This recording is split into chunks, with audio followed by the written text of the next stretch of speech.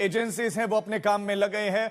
आतंकवादियों का खात्मा बहुत ज्यादा दूर है नहीं, और पूरे देश की भी यही मांग है, यही पुकार है कि इन आतंकवादियों का, इनके आकाओं का, इस सोच रखने वालों का खात्मा तो होना ही चाहिए। आक्रोश है, उबाल है, गुस्सा है, क्योंकि लोगों का कत्लेआम किया गया है, लोगों को मारा गया है।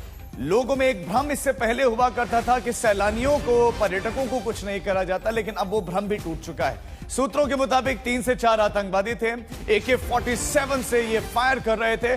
पश्तो भाषा में बात कर रहे थे 2 आतंकवादी, वो पश्तो में बात कर रहे थे। अब पश्तो कहां बोली जाती है आप अंदाजा लगा सकते हैं। बिजबेहरा, त्राल के 2 स्थानीय आतंकी भी बताए जा रहे हैं, लेकिन तस्वीर भी आ गई है जो हम आपको दिखा भी रहे हैं। इनके चेहरे भी सामने आ गए, स्केचेस भी आपने देखे, बॉडी कैम में बाकायदा ये आतंकवादी रिकॉर्डिंग भी बताया जा रहा है कि कर रहे थे।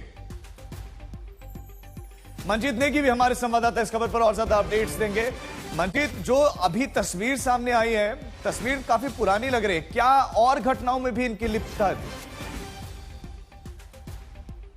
देखिए राजीव, लंबे समय से अब आपने देखा कि पिछले कुछ समय से खासतौर से सुरक्षा बलों को निशाना बनाया जा रहा था, सेना को निशाना बनाया जा रहा था पुंछ के इलाके में, जम्मू के इलाके में।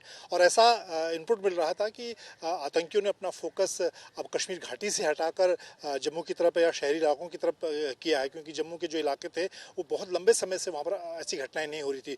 तो अब जिस तरह की जानकारी सुरक्षा एजेंसी के पास मिली है, शुरुआती जो सबूत हाथ लग रहे हैं, चाहे डिजिटल हों चाहे फिजिकल हों, दोनों से बात साबित हो रही थी कि ये बहुत ट्रेंड आतंकी हैं, इनकी उम्र ज़्यादा नहीं है, काफ़ी ट्रेंड हैं और सीधे तौर पर ISI और लश्कर समर्थ के जो आतंकी हैं, जहाँ पर इनकी ट्रेनिंग हुई है और इनको मिशन के तहत यहाँ पर ऑपरेशन टारगेट देकर भेजा गया। चाहे बात इससे पहले के हमलों की करें तो निश्चित तौर पर अब जो तस्वीरें जारी की हैं उसमें अब जब छानबीन आगे बढ़ेगी तो इनकी और भी हमले जो हाल के दिनों, पिछले 1 साल के अंदर इन्होंने जो सुरक्षा बलों पर हमले किए हैं उस पर इनके तार जुड़ेंगे। लेकिन हमारे पास जो लगातार जानकारी आ रही है सुरक्षा एजेंसियों की तरफ से, जो शुरुआती आकलन सबूत जो मिल रहे हैं उसके तहत पूरी योजनाबद्ध तरीके से, जिस तरह से 26/11 हमले को अंजाम दिया गया, उसी तरह से पूरे प्लानिंग के तहत पहलगाम हमले को भी अंजाम दिया गया, जिसके लिए आतंकी कुछ पिछले समय से आकर